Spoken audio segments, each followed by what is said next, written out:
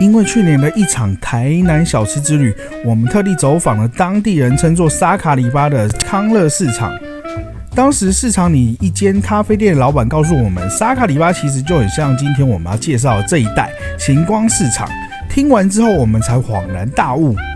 沙卡里巴原本源自于日文的盛场，意指人潮聚集、热闹非凡的地方，后来也成为美食、小吃和摊贩云集的代名词。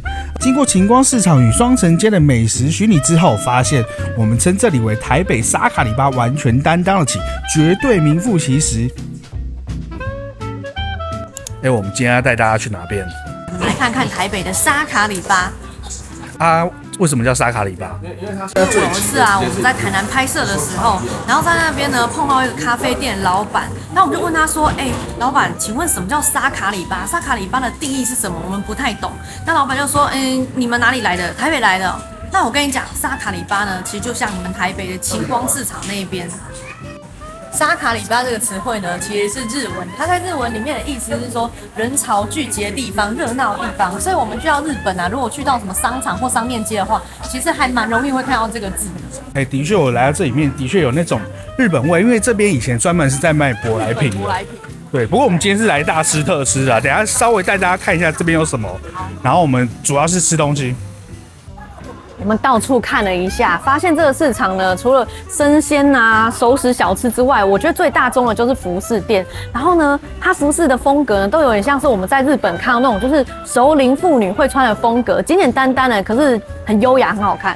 其实这也还蛮像日本的商店街，上面是有盖子的，然后对，很干净的样子，但还是有一些台湾招牌美学啦。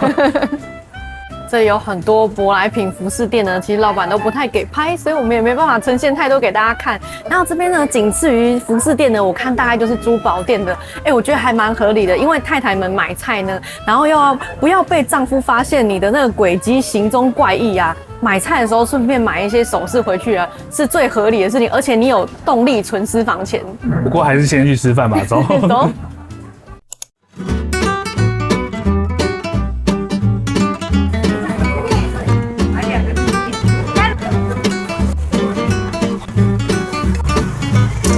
第一家我们现在吃晴光意面，然后其实我们在外面呢，到处都可以看到晴光意面，就跟晴光红豆饼是一样。不过这家呢，它在晴光市场的里面，而且它的招牌上面写正宗，那想必应该是没有错的。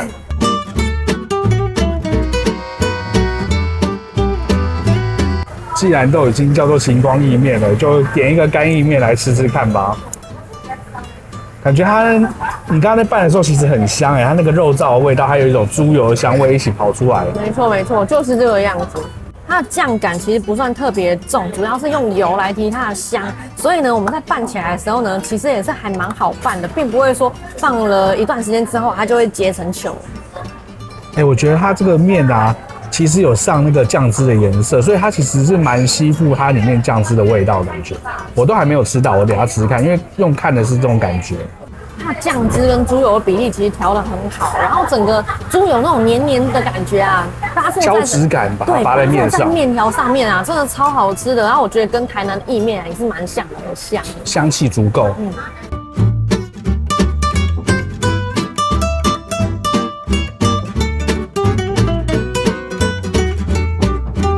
吃个面当然要点个小菜，那很多人在评论上面呢都是推他们家的豆腐，还有卤蛋豆腐是第一名的，所以我们后来试试看。真的，我等下的评论第一个就是卤豆腐，不过看起来它也是蛮好吃的样子。豆腐的口感很细致，它的豆香味呢也蛮浓厚的，可是我觉得它没有卤的非常的重口味，主要呢还是靠它外面的这个酱油膏去增添它的咸味。不过它的卤的香气还是有在的。我看每一桌客人几乎都会点一份这个，或是2份。我看到第二个就是写卤蛋，卤蛋必点的还蛮特别的，它这蛋黄的大小还蛮大颗的。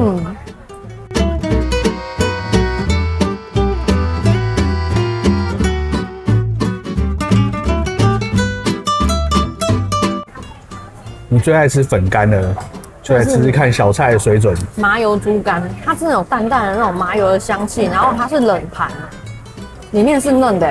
我本来看菜名的时候呢，以为它是热炒型的，没想到是这就是淡雅的麻油香气。对，真的还蛮舒服的，是我会一直想点的。其实它这个一整套东西，你要说有多特别好吃没有？可是呢，简简单单来一套，而且会1个礼拜吃好几天的那一种。你说不出它哪里感动你，可是就是会不小心上瘾的程度。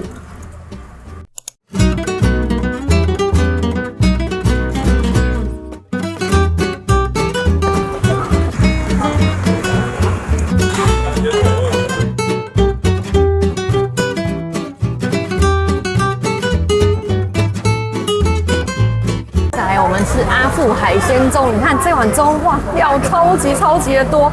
然后我觉得也不能叫海鲜粥，要叫海陆粥啊，因为它里面有猪肝肉丝，给的也还蛮多的。它这个粥的质地呢，看起来比较像汤饭一点，因为有的人呢他是喜欢吃那种整个要化掉的，已经煮到那种米感了。对，那这个呢，它就保有那种米粒的香气跟形状。对，因为毕竟还是有一派人喜欢喝那种海鲜粥的汤，然后跟海鲜粥的米粒的香气这样子。它的汤好好喝哦，就是那大骨汤底，然后再加上一些胡椒的香气啊、油葱啊、芹菜放在一起，这真的是不知不觉就会整碗吃完的那一种。而且它把整个海陆都煮进去了，像它里面有放一些像猪肉末之类的，就里面有那种猪肉的甜味，蛮喜欢的。我算一算，里面的料少说也有6、7种，你看这个。鱼片啊，虾子，可是虾子是有点半透明的那种样子 ，Q Q 的。然后再来是这个花枝，然后鹅啊其实也还蛮大颗的 ，OK。然后猪肝肉丝这样子，漏了一个，还有鱼丸。我最不满意其实就是 QQ 虾啊，其他我都还蛮喜欢的。不过它的东西在台面上看起来都还算蛮新鲜的。这鱼有新鲜好吃哦，稍微有一点的嚼劲，不是像那种多利鱼之类一嚼就散掉的。你自己不喜欢吃多利鱼啊？其实我蛮喜欢它里面芹菜啊、高丽菜带出来那种甜，可是不喜欢吃芹菜的，可能听起来就觉得很难吃。然后，吃一口猪肝，我觉得猪肝真的是看一间店东西新不新鲜的指标啊。它即使放了一下子，还是吃得出来是嫩的，所以你一定要上桌的时候就赶快先吃它。东西都还蛮新鲜，因为我刚刚在看他在夹那些料的时候，哇，整个食欲就大增了。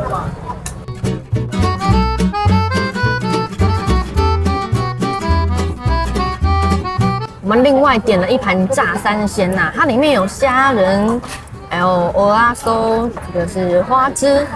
其实就刚刚那一碗里面的东西，这样子。没错，大家爱的都在里面了。然后我觉得它比较值得称赞呢，它用的是不锈钢的餐具，因为这些炸起来真的是很烫。然后它又垫了一个吸油的餐巾纸在下面。然后刚在吃这个酱的时候啊，那个酱的蒜味还蛮浓厚，所以的确是蛮搭这些海鲜的，超好吃。这很像在夜市吃到那种深海大花枝烧，然后放在夜市的小摊子里面。这个好好吃哦，这好吃多了啦，比那个好吃多了。肉的厚实感，而且它其实吃起来蛮柔软的。对，这蚵仔的个头呢，虽然不算绝顶大颗，可是它的蚵仔的鲜味非常的浓厚，就连汤里面的也是这样。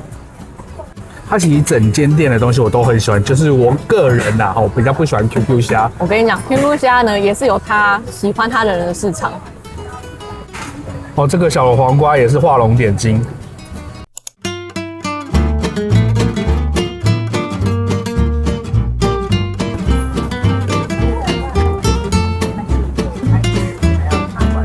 这一间是嘉义鸡肉饭，我们看它 Google 的评价呢，实在分数是还蛮低的，非常低，2.6分。可是超多在地人说这一间大肠饭很好吃，所以这个反差感让我想要来吃吃看它。对，我们来试一下。对，那这是小碗的大肠饭，然后还有一个是中碗的，就是80块，这是70块，然后它还有便当的，我们试试看这个。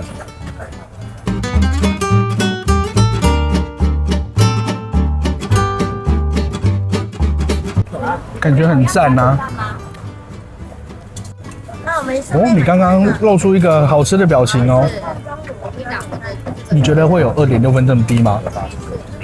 我不要看评价的话，根本不会觉得它有2.6分那么低。那会给多少？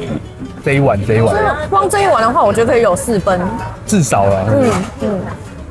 很特别。我跟你讲，如果你吃这一碗的时候，你把你的眼睛闭起来，你吃下去真的会以为是一碗卤肉饭。然后它的味道是属于清淡型的，然后你会其实吃得到那个肠子的味道。可是很多人喜欢吃这种肠子的味道，不是说臭，就是这种特别喜欢吃猪肠那种味道的人就会很喜欢很爱。至于为什么这个肠子呢吃下去会像卤肉饭，是因为它很软很软，软到会化掉。可是说真的啊，你某些地方还是可以咬到一点肠子的口感，可是还是柔软的。对，我觉得很特别，我到别的地方从来没吃过这个味道。然后它饭是属于湿润型的，因为它的汁蛮多的。可是呢，却没有把那个米粒弄到烂，所以还是有颗粒分明的感觉。而且它这里面啊有一点笋丝，当你那个饭如果有浸泡到笋丝的这个汤汁的时候呢，它又有一点那种就是解腻的感觉，好舒服哦。我能够理解为什么在地人会喜欢，因为这有点像是你妈帮你准备一种很特别的饭，就是你妈会煮的。然后煮的时候，哇，你吃习惯了屌你就哇，每次回家就想要吃的。我自己吃，我就觉得蛮好吃的，然后很特别。我觉得没有试过的人真的可以试试看。它里面还有配一些笋丝，我觉得吃起来整体的平衡感蛮好的。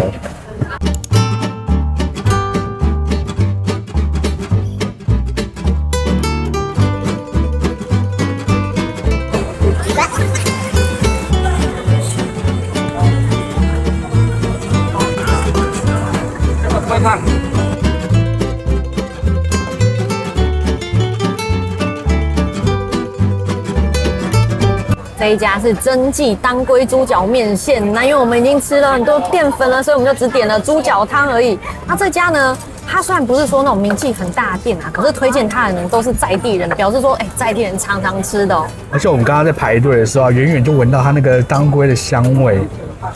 重点是它有几点我超爱，就是它的餐具是不锈钢或者是瓷碗，然后再来就是它台面整理的非常干净，我最喜欢这种店。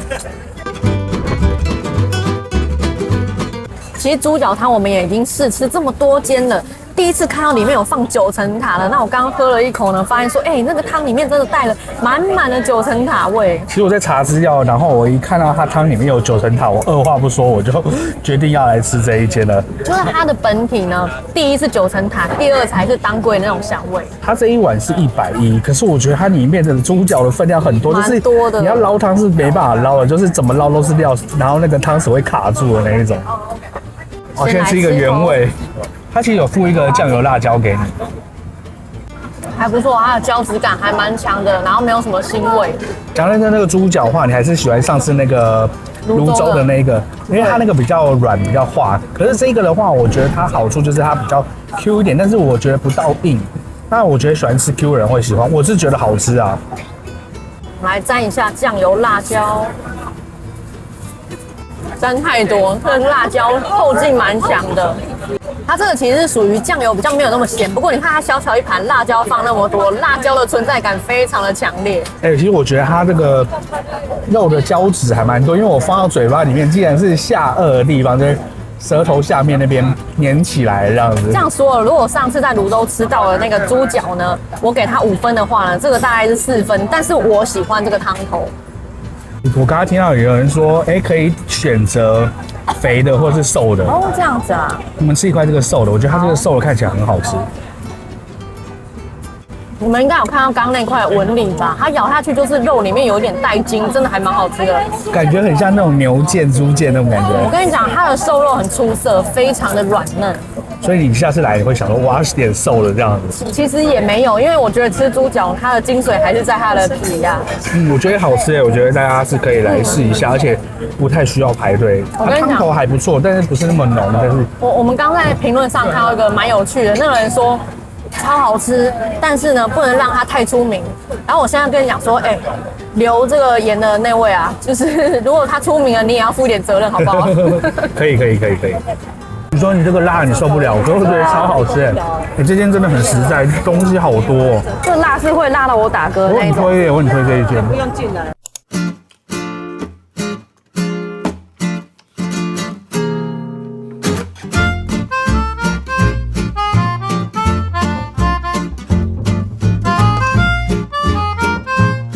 我们现在稍微走出夜市外面来吃阿图麻油鸡。之前我们有拍过很多什么米其林的什么有名的麻油鸡，然后很多人都说，你们有没有吃过阿图麻油鸡？一定要来试试看。对，而且甚至有人说是全台北最好吃的，也有人说全台最好吃的，我是不相信的，但试试看，吃了才准。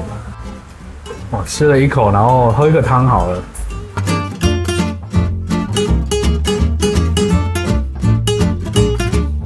我刚喝完了，它的汤非常非常的甜，它酒啊放的还蛮浓的，但是呢，调味上没有说到非常的咸，可是反而更能够凸显出它整个麻油汤的香气。我跟你讲，它调味上是盐巴放的非常的少，这样啊，可是你吃得到它那个酒甜有香的味道。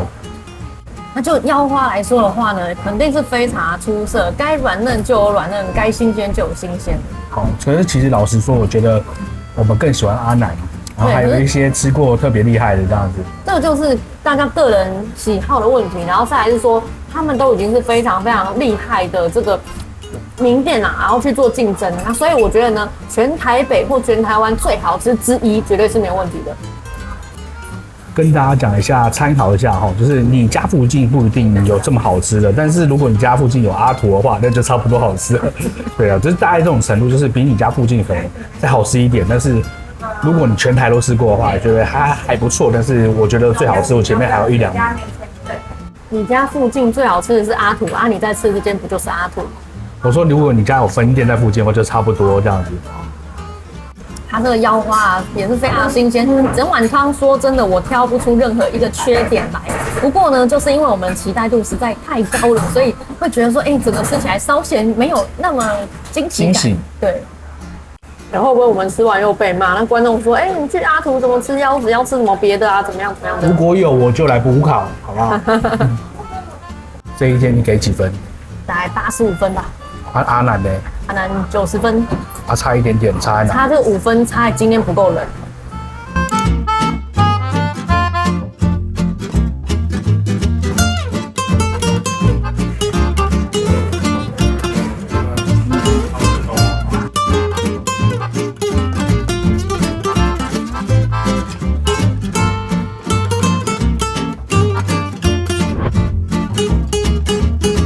这一间叫做幸福宾馆，你看这个东西，它超浓郁的这样子。再次。它的流速很缓慢哎，而且满满的那个杏仁香。重点是我点的是冷的，它竟然还可以飘这样的杏仁香味。我们来试试看。好好喝哦，它是那种有颗粒感的，甚至你喝下去之后呢，还会有一些渣渣残留在你的喉咙里面。我跟你讲，它跟米浆很像，然后是杏仁版的米浆，杏浆。我本身呢，应该也算是一个杏仁控，每次看到我都要吃一下。可是我知道说这种东西呢，也是蛮多人看到会害怕的。但是呢，如果你是喜欢杏仁的话，这一件我觉得你如果来，真的不要错过。我是曾经害怕杏仁，我是知道那种杏仁恐怖的味道了。我觉得这个没有那种恐怖的味道，所以不敢吃的可以小小尝试看看。我今天点的呢是花生杏仁豆腐，其实非常简单，就是原味的杏仁豆腐呢，然后再加上花生的配料。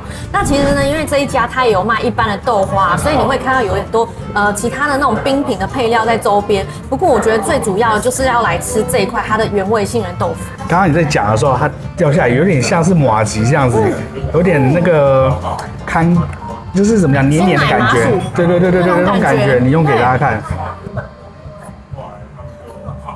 哦，这让我们想到了冲绳的豆腐是杏仁味的那种冲绳豆腐，很厉害耶。对，这样很值得所以我觉得，如果你是专程冲这个来的话，其实说真的点原味就可以了。那当然，如果你还是喜欢想有点其他的配料的话，你就可以就你喜欢的喜好去做搭配。其实我还想到一种东西，就是客家豆腐，有没有？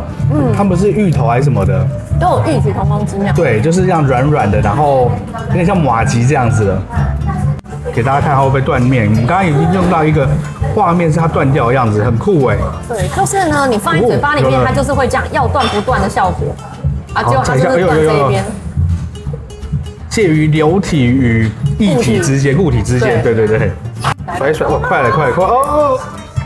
不要玩食物。这个画面很像那个油漆被打翻的感觉。我第一次看到你油漆打翻的那么开心的样子。这个会被妈妈骂，值得来吃啦，对。这已经比我预期的还要有趣很多了，好吃很多了，真的很好吃，非常值得来试一试。我真心觉得这间的老板非常懂吃，它里面的花生是颗粒的，不是那种滚到软那种，它这样子才可以跟它的豆腐成为一种对比的口感，所以就是更棒这样子。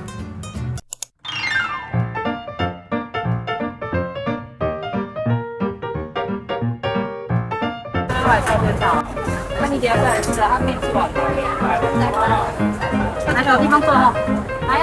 这一家是城市爱玉，这个常常是我们在外面用餐的结尾。你超任性的，你每次只要在这附近一带吼，大概车程7、8分钟，你都会说要绕过来吃。真的，这一间是我来这边必拍必吃的，因为我真的太爱了。我跟你讲，它已经变成我吃爱玉的标准，就是我觉得，所有爱玉要符合这个任何的一项东西才叫爱玉一样。真的，我们吃这一家已经不下可能有100遍了哦。我跟你讲，它就是非常的传统，它用的是那种碎冰，然后所以吃起来很有口感，然后里面的那个爱玉又很滑顺，所以这种口感的冲击之下太厉害。我都还没吃到，我都可以说那么多了。它的柠檬原汁也是调配的非常之刚好。赶快吃，我们再来讲。还没吃就已经讲那么多了。啊，我就跟你说我吃过100遍了啊。我咬完了，你才开始拍。我是要叫你收那个冰块的烤感。那你至少也要把那个麦克风拿到嘴边吧。他常常都不这么注意，然后我说他就不开心。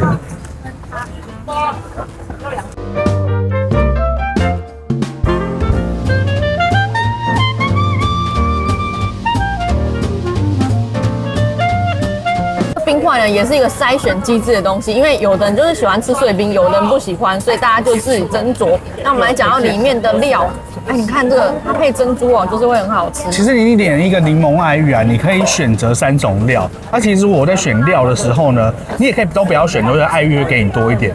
那我基本上都是要挑有 QQ 的那种，就不会想要挑什么红豆啊、花豆，因为我觉得美哈不合。对。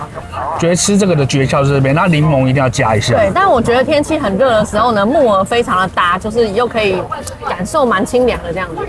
我要指控这个家伙另外一件任性的事。我们刚刚不是去吃幸福宾馆吗？那城市爱玉啊，就在他隔壁2间啊，就有开一个店面的。然后他说他不要吃那一间，他就是要来吃摊子。就是这也是他们开的，然后就是他们的另外一间分店，就对了。那我觉得在这边坐在这边吃才是真的有那种感觉，你知道吗？你是吃一个怀念的啦。没有啊，真的就是感觉就比较爽嘛。多一个情怀，走几步路而已。好了，但是我觉得因为店啊跟摊子的感觉非常的不一样，那大家各取所需，也是算是很不错的选择啦。你刚刚不是说你觉得这些什么豆类加柠檬爱玉里面没哈吗？然后我们家小朋友就是常会跟我们回来分享说，他们今天在学校干嘛，然后吃的是一些什么东西啊？有一次他们就跟我讲说，他们吃的柠檬绿豆汤，不是他们吃的爱玉绿豆汤，超奇怪的这样。2个一起讲。对。爸爸还有讲那个咸粥加汤圆这样。不要这样子，老师会看。其实是真的有人这样吃的。好，这一间就是赞啊！大家最后当结尾一定是最棒的。今天吃的差不多了，也是该总结一下时间了。那我们今天本来比较多的篇幅呢，是想要介绍这个晴光市场这边台北沙卡里巴。对，可是呢，在拍摄上遇到了一些困难。那我们之后呢，研究好这个方法，再来拍给大家看。那我们今天呢吃的这些东西啊，其实是比较在地人推荐的。像我们之前来呢，都是吃自己熟悉的，或者是很有名的店。那不过这次呢，就是吃到一些比较在地人推荐的东西的时候，就发现有一个不一样的新世界。其实这边东西非常的多，因为其实我有一阵子天天来，而且我几乎下班都在这附近下班，然后我就每天都来吃，而且是都会吃爱玉这样子。那你会发现，我都吃那些，结果我今天发现说，很多店是我以前没有注意到的，而且其实它也很有名，所以其实每个人在一个地方吃东西都会有一些盲点。对，所以我们再怎么吃，吃很多很多，会发现这里根本就吃不完，而且比我们发现中的还要更好吃更多。其实早场、中场、晚场呢，都各自有不同的美食。那我们想要早一天呢，在连同这个沙卡里巴这个部分呢，就一起把它拍进去。这里其实也不是沙卡里巴，是我们自己取的，但是我就觉得有这个气氛，而且这边很多那种舶来品，我们改天研究一下再拍。那大家如果还有继续推荐什么的话，推荐起来我们就是美食跟逛街一起跟大家留言给我们。对，好，今天先到这边，大家拜拜。拜拜。